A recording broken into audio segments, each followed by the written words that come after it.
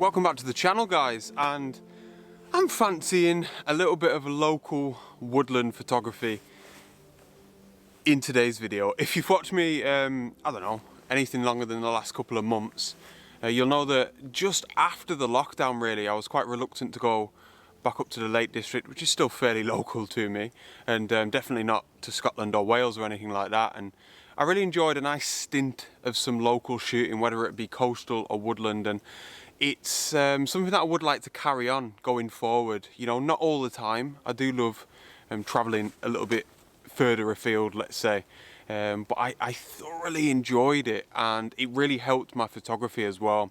So yeah, every now and again you're gonna see me in some local woods or perhaps on the coast. Yeah, I'm looking forward to it. I've come out in the morning, which I never do. It's a nice damp morning, it's quiet, it's still, the birds are tweeting away.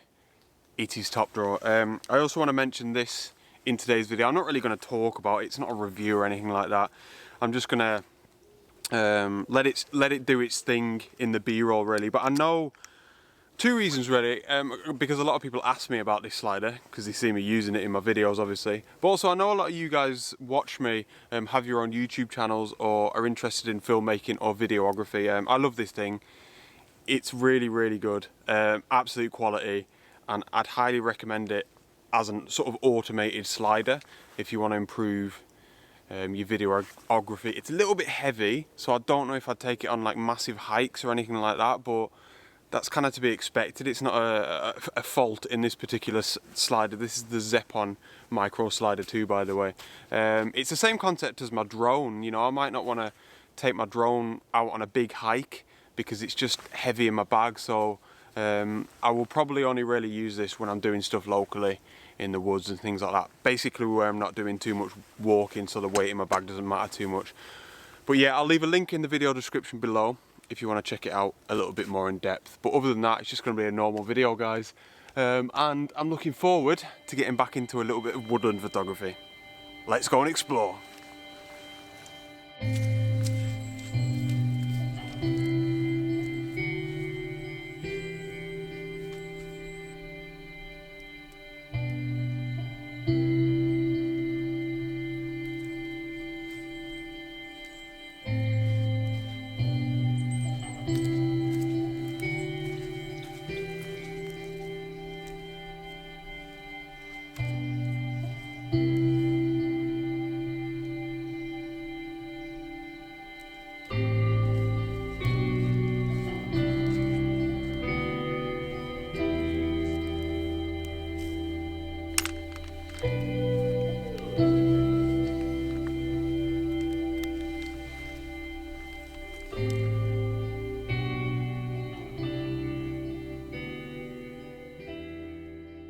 Tell you what, one thing that is so lovely actually about landscape photography, and in my case where I'm really privileged that I get to do this for a living, is all the different types of landscapes. I've touched on this in the past in previous videos, but it's nice to be able to come out with your camera and just experience different emotions. So for example, a lot of my recent videos have been frantic and all over the place, been out in wind and rain, I've been legging it up hills, trying to capture sunset colours. And then there's this woodland photography where I just find it opposite end of the spectrum in the most positive way possible, you know, calm, relaxing.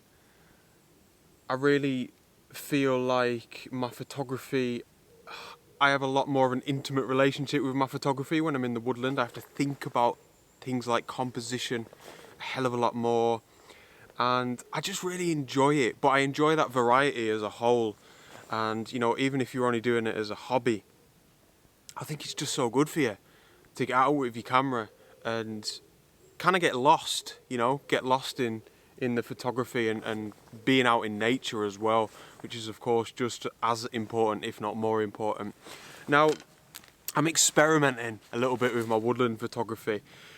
I wouldn't go as far as saying I've got a style with my woodland photography, not yet anyway, but I know that one thing that I always strive for is deep shadows. I love dark shadows, you know, even in the wider vistas outside of the woodland.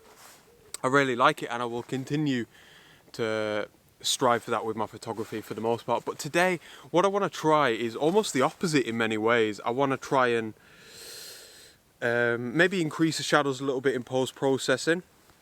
But I'm photographing a scene here that is not very contrasty, so there isn't really a lot of dark shadows per se, but not a lot of contrast, which isn't the sort of woodland scene that would attract me usually.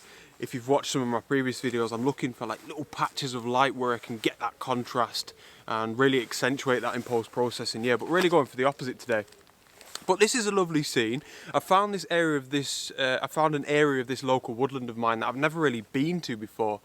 In that it's very, the trees are very thinned out, which is lovely. So we're getting a lot of light down, obviously through the canopy up here, which just makes a really nice change. And like I say, I'm usually looking for the opposite. So I'm a little bit outside of my comfort zone, but in the best way possible. I think that just kind of means that I'm not really too bothered as to whether or not the images come out alright. I just like, you know, now and again to try something different. I urge you guys to do the same.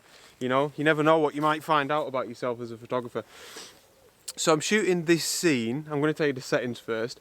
ISO 100, 1/3 of a second, which is just to make sure that my light meter, just to make sure that my exposure is correct. I'm right bang in the middle of my light meter.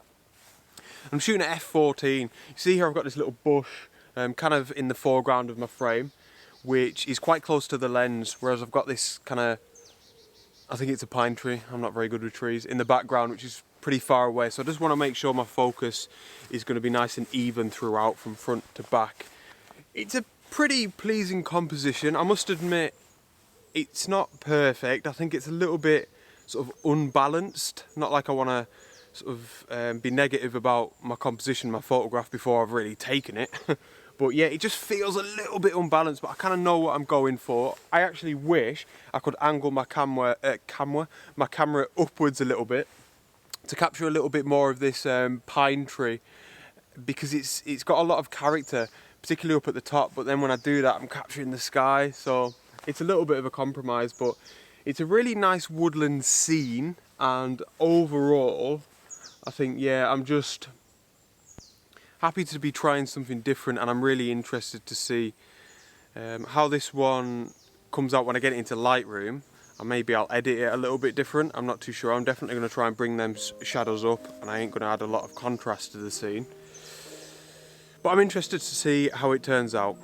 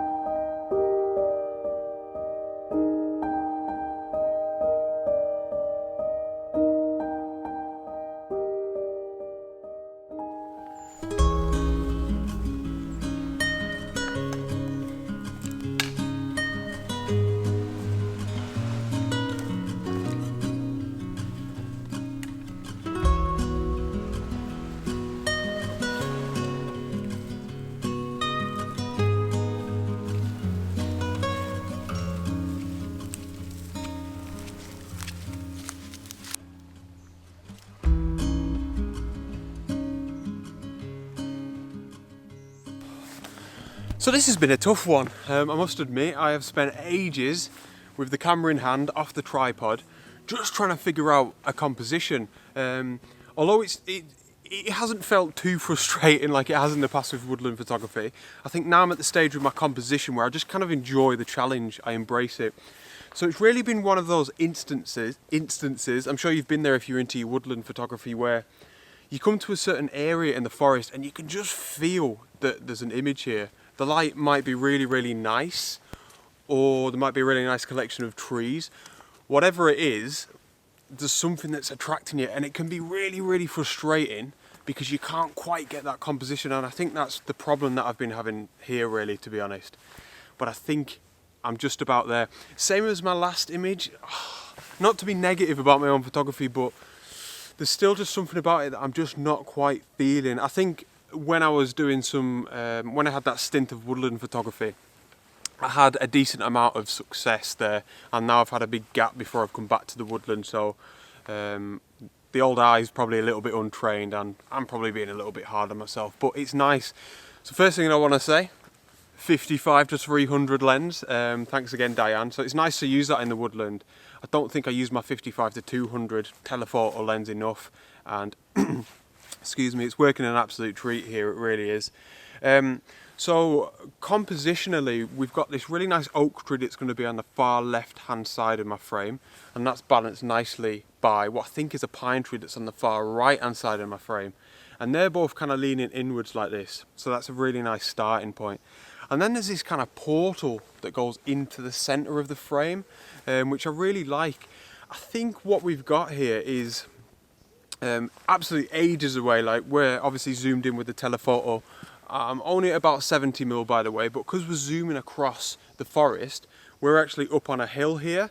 So right off through all the trees, foliage, leaves, everything is what I believe to be Wharton Crag, which is nice. So the last image I caught the sky and the highlights were too bright, whereas this time we are getting the highlights because we're capturing a little bit of that hill. I hope that makes sense. But the highlights are a lot more subtle, which is fantastic, and it's going to lend itself really nicely to what I'm trying to achieve with this image and with, you know, the images today, where I want like minimal contrast. So that's going to work really, really well. So I'm shooting at f5.6, and I'm focused on this oak tree on the left hand side of the frame, which is the closest object to me, which is mint. It means the focus is going to fall off as we go into the background and into them subtle highlights, which I like. It's actually an opposite of what I did in the last image, you know. I shot, what was it, at f14, and I wanted, you know, everything in focus front to back. But in this instance, it's working really, really well, and because we're using the telephoto lens as well, zoomed in at about 70mm, did I say? It means that fall off in focus is actually accentuated even more, which is fantastic. Trying to think if there's anything else with this composition. It's nice, it's really vibrant, it's got that sort of tropical feel to it, like I've spoken about in a lot of my recent woodland videos, and I do like it. I think I might crop in from the top and the bottom, and maybe shoot as like a 16:9 crop. Definitely not cropping in from the left and the right, but yeah, I think that might work well. Bring it up a little bit so we don't capture as much of the woodland floor, because it's just a little bit messy, and then maybe bring it down a little bit, because some of them highlights right at the top where we are actually capturing the sky are a little bit too bright. But yeah, I'm looking forward to getting this one into Lightroom as well, doing a little bit of post-processing, bringing them shadows up, and like I said, minimal contrast.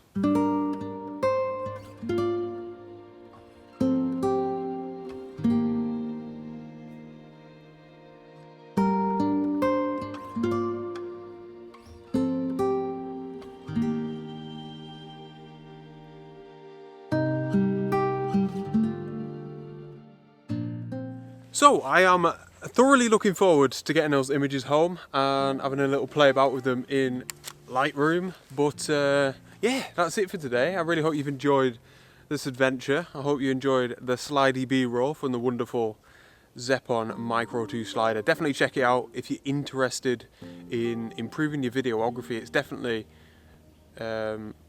improved my B-roll, I'd like to think, especially in intimate situations like this.